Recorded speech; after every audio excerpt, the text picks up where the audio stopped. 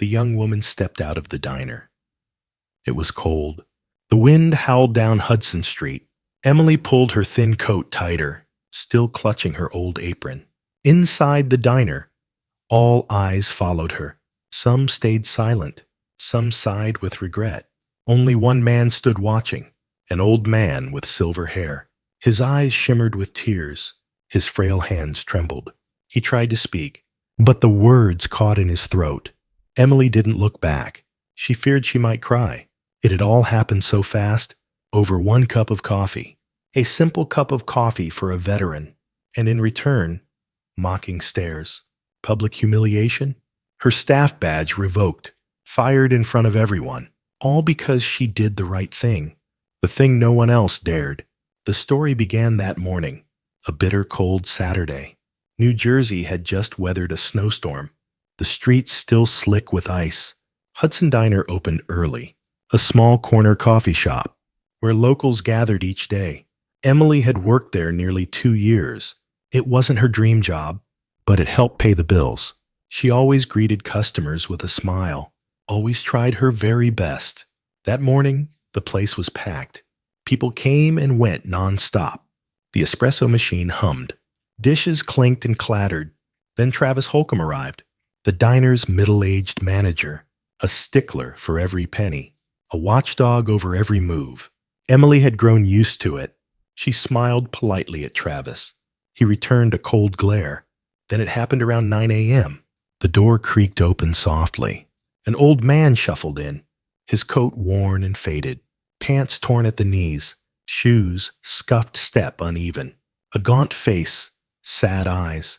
He stood there quietly a while, scanning the room, seeking a trace of warmth. No one paid him any mind. Everyone lost in their world. Phones, coffee, private chatter. Emily noticed first. She left the counter, walked over. With a warm, gentle smile. "Good morning, sir. May I help you?" The old man looked up, his voice hoarse and frail. "Just a coffee, miss. But I can't pay." Emily smiled softly. "That's okay, sir. This one's on me."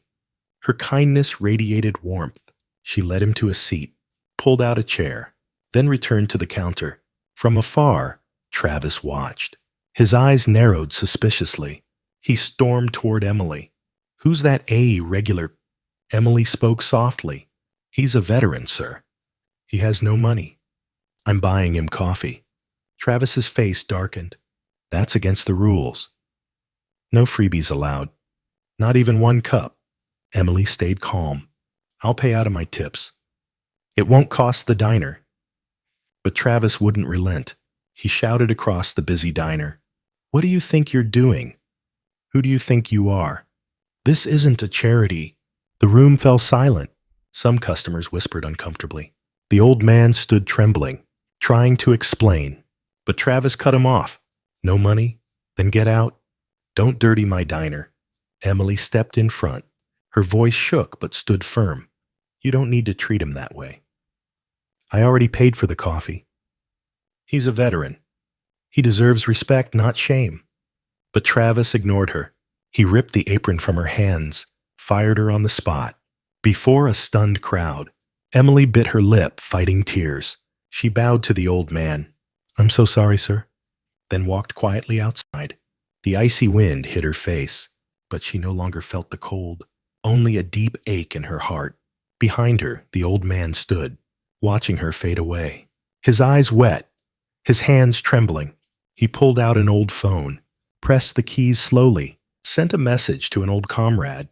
"I need you guys here." 1 hour later, the diner would change. No one saw it coming.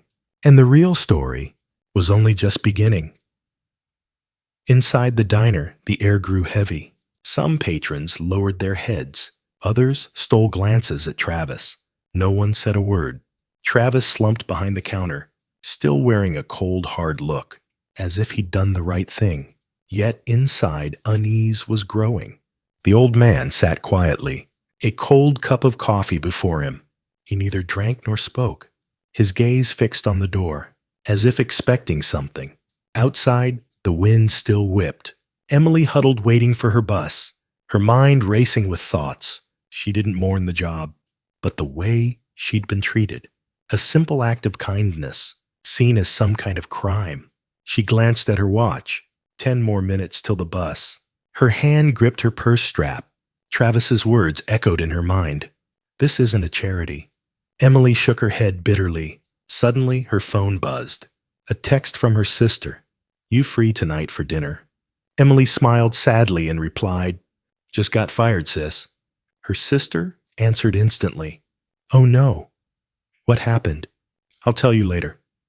Back inside, the old man waited. Determined eyes locked on the door.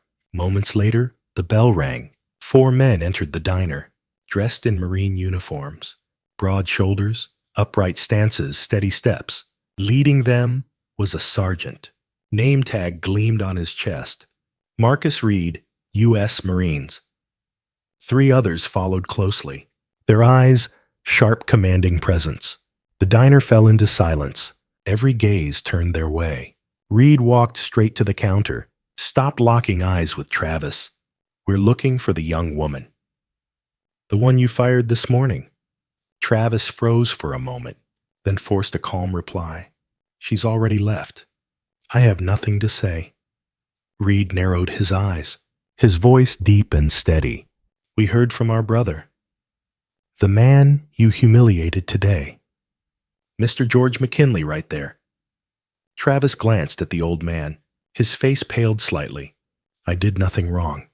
Store policy says no freebies. Reed smirked and replied, Is there a policy against compassion? A rule banning simple kindness? A veteran denied a cup of coffee. The diner buzzed with whispers. Many customers showed their disapproval. An elderly lady stood up. I saw the whole thing. The young lady paid for it. She did nothing wrong. A young man filmed the scene. He'd already posted it online. The views climbing rapidly. Sweat formed on Travis's brow. He stammered meaningless excuses. Reed took a step closer. His presence, an invisible weight. We didn't come to fight. We came seeking justice. Mr. George sat quietly. His eyes welled with emotion. He hadn't expected this support. Reed turned to him gently. We won't let this go. Acts like this must be seen. The bell rang once more. A middle-aged man entered. Leather jacket, confident stride. Paul Sanders, owner of another diner. Hearing the news, he came immediately. He walked straight to the counter. Where's the young woman? Emily was it. Travis tried to stay composed. I fired her. Paul frowned and replied, Then I'll hire her. My place always needs people like her. The diner erupted in applause. Some customers cheered and clapped. A few left cash on the table, beside Mr. George's cup, for the veteran's coffee, and for that brave young woman. Reed nodded, voice firm. Good people always have a place, no matter who tries to silence them. The story in the diner wasn't over. It was just beginning to spread, through every phone and post, through every share and comment. Now Travis stood alone, a stranger in his own diner. He knew it was too late. But what would happen next? No one could predict. Emily's bus finally arrived. She boarded with a heavy heart, unaware that behind her, a wave was building. Her story was heading out. Soon the whole city would know. Emily sat on the bus, staring out. The city streets blurred past the window. Travis's voice still echoed in her mind. The old man's eyes haunted her. She wondered if she'd done wrong. But deep down she knew. A kind act is never wrong. Her phone buzzed again. A text from her best friend. Emily, have you been online? Your story is going viral. Emily frowned, opened her app. Her feed was flooded with posts. The video of her firing spread fast. Thousands of views within the hour. Comments poured in under every video. She sat, frozen hands trembling. Never expected this to explode. Another message popped up. Her sister sent a news link. Waitress fired for helping veteran. The headline hit Emily hard. She sighed, emotions swirling inside. The bus stopped at the next station. Emily stepped off the air, biting. She pulled her coat tighter, made her way to her small apartment. Inside the room was quiet. Emily sat on her worn couch. Her phone buzzed nonstop. Friends and acquaintances kept texting, everyone sending support and encouragement. After a while, an unknown number called. She hesitated, then answered. A deep, warm voice spoke. "Hello, this is Paul Sanders. I saw you at the diner today. Do you have a moment to talk?" Emily replied softly, "Yes, I'm listening." Paul spoke calmly, sincerely. "I was very impressed by you. My diner welcomes kind-hearted people. If you're not working now, I'd like to offer you a job. Better pay, better environment." Emily sat, stunned, eyes moist. A small joy filled her heart. She tried to steady her voice. "Thank you so much. I'll think about it and reply." Paul chuckled gently. "Take your time. Just know you're appreciated here." The call ended warmly. Emily stared at her phone quietly. Another new message arrived, this time from a veterans group. "We heard about what you did. Thank you for helping our brother. If you ever need us, please reach out anytime." Emily read the message again. Her heart swelled with emotion. One small act now deeply valued. She felt her burden lift. Outside, dusk had fallen. Streetlights flickered on. Emily stood, poured hot tea, sipped slowly, thoughts drifting. Who knew one cup of coffee could lead to all this? Meanwhile, at Hudson Diner, Travis sat behind the counter, his face tense, frustrated. The diner phone rang constantly. Most calls were angry complaints. The diner's Facebook flooded with comments. Regulars called for a boycott. Some demanded refunds on their cards. Travis fumbled, unsure what to do. He hadn't expected it to spread. Hadn't known the video existed. Now words meant nothing. Staff stood silent around him. No one spoke to Travis. Reed and the Marines had left. But their impact lingered strong. One employee whispered softly, "He brought this on himself. We probably won't last here either." Travis turned pale. Regret filled him, but unspoken. Out on the streets, the story spread. Community groups shared it everywhere. Local news began reporting it. Many messaged support to Emily. Some strangers even sent money, hoping she wouldn't give up.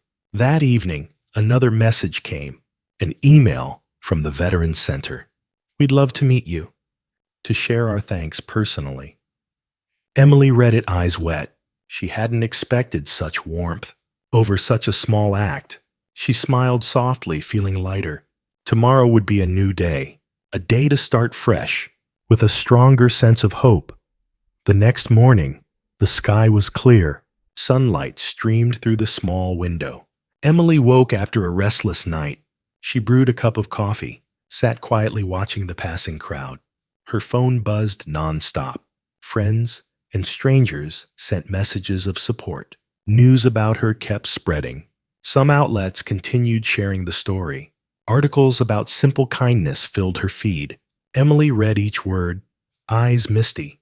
She had never received such attention. But she didn't want the spotlight. She only wished for calm again. Yet deep down she knew this story needed to be told, so good people wouldn't be silenced. That afternoon, an unexpected visitor arrived. A well-dressed, middle-aged woman, simple, yet elegant in her manner. She knocked at Emily's door. Emily opened, surprised, and asked, "How may I help you?" The woman smiled gently.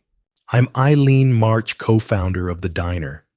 She was Travis's business partner, but not involved in daily management.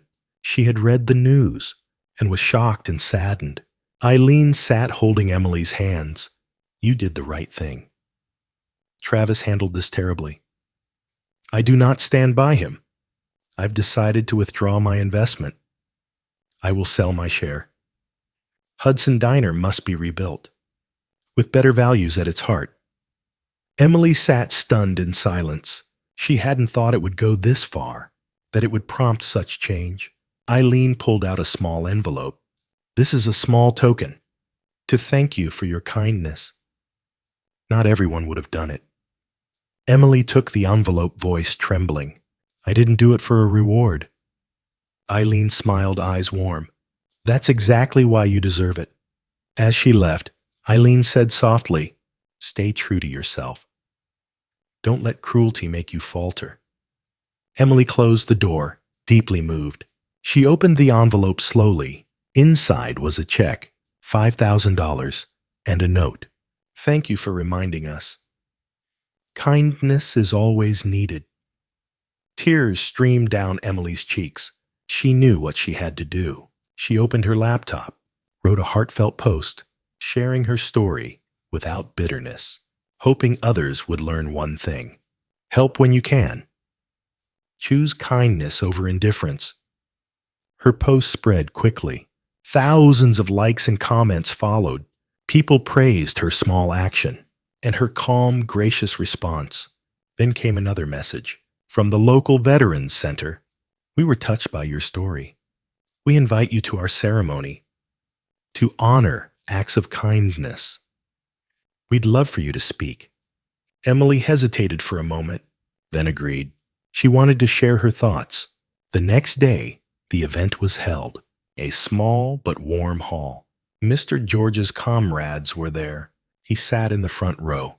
When Emily took the stage, the entire hall rose in applause. She choked up, gripping the mic. I'm no hero. I just did what felt right.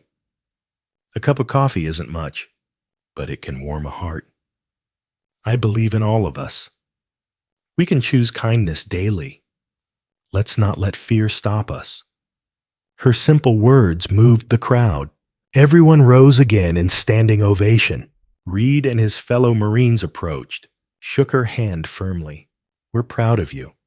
You reminded us today. Kindness never goes out of style. Emily smiled, eyes shining with hope. She knew her journey wasn't over. One small act that day had now become an inspiration for countless others beyond those walls. After the ceremony, Emily returned home. Her phone kept buzzing nonstop. Friends and strangers reached out. Everyone wanted to send good wishes. A few requested more interviews. Emily responded carefully and politely. She didn't want added complications. All she wanted was peace. But the story wasn't over. A week later, it spread further. Major news outlets picked it up. Emily became a symbol of kindness. Yet she kept a simple life, cooking with her mom each day, teaching free English classes to others. She never called herself special. One bright Sunday morning, her phone rang with an unknown number. She answered. A man's voice spoke. Hello, Emily. This is Jordan Malik, Director of the Veterans Support Center. I've heard your story already. We are deeply grateful for your kindness. Our center is expanding now. We need caring people like you. Would you come in for an interview? Emily was surprised by the invitation. I'd be honored to, sir. Jordan smiled over the phone. Great. Let's schedule a time. 2 days later, Emily arrived. The center was warm and welcoming. Veterans chatted and laughed together. Staff greeted her with big smiles. Jordan met her in a small office. Your story inspired us greatly. We truly need someone like you. This role isn't too demanding. Mostly you'll assist our veterans. Help them feel heard and valued. Guide them to the right services. How does that sound to you? Emily nodded, eyes shining. I'd be very happy to try. Jordan shook her hand firmly. We're thrilled to have you on board. On her first workday, Emily was nervous.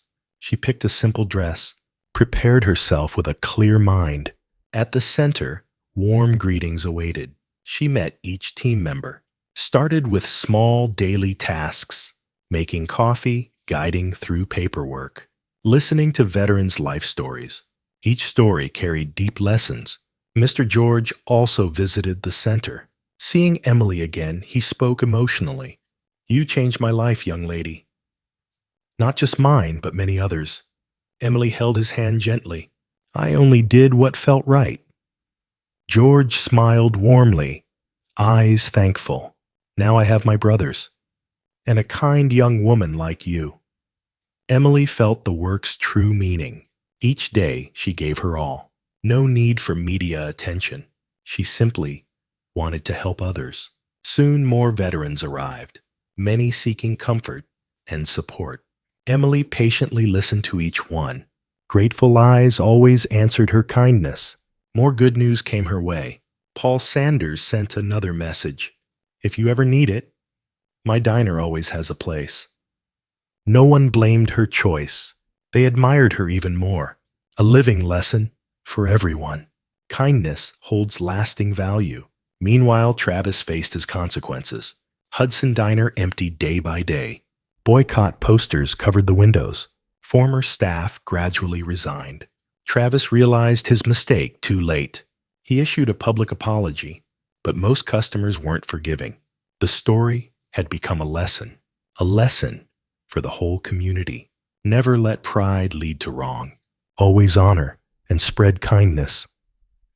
Weeks passed quietly. Emily had grown used to her new job. The center welcomed more visitors each day. She encountered countless stories. Each person carried a journey. Some wounds remained unspoken. Some pain lingered deep within. But through the veterans' eyes, Emily saw their unbreakable spirit. One late afternoon, light rain fell.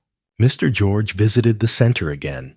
He brought a small bouquet, handed it to Emily, and said, "I want to thank you again. Without you, I'm not sure I'd have had the courage to come here. Because of you, I've found my brothers again. I found meaning in life once more." Emily smiled warmly, eyes shimmering. "I'm so glad I could help." The following days grew busier, yet Emily felt light and joyful. Each time she helped someone new, it brought a deeper sense of purpose. One afternoon, Jordan called her in. "There's something you should know." A nearby high school reached out.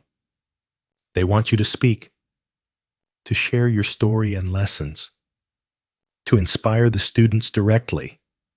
Emily hesitated, then nodded. "I'll do my very best." The talk was held at the school. The auditorium was packed with students. Teachers filled the seats behind them. Emily stepped onto the small stage. So many eyes watched her closely. She took a deep breath and began her story. The day of the coffee cup, the moment she was fired, but she never regretted it. Because doing good is always right. After finishing, she faced the students and spoke from her heart. Dare to do what's kind, even if someone tries to stop you, even if others may laugh. Because small acts of kindness can truly make this world better. The room burst into applause. Many students wiped away tears. Afterward, many came to her, took photos, thanked her warmly. One young girl whispered softly, "I want to be like you. I want to help people without fear." Emily gently patted her head. "You already have that spirit. I believe you can do it." That day, Emily returned home, her heart full of happiness. She knew that small action had now sparked a larger wave. Many had learned an important lesson. Kindness needs no permission. Kindness needs no grand reason. It only needs your willingness to give. A simple cup of coffee, a warm word, a caring glance, can save someone's day, can warm an entire heart. Emily gazed out the window.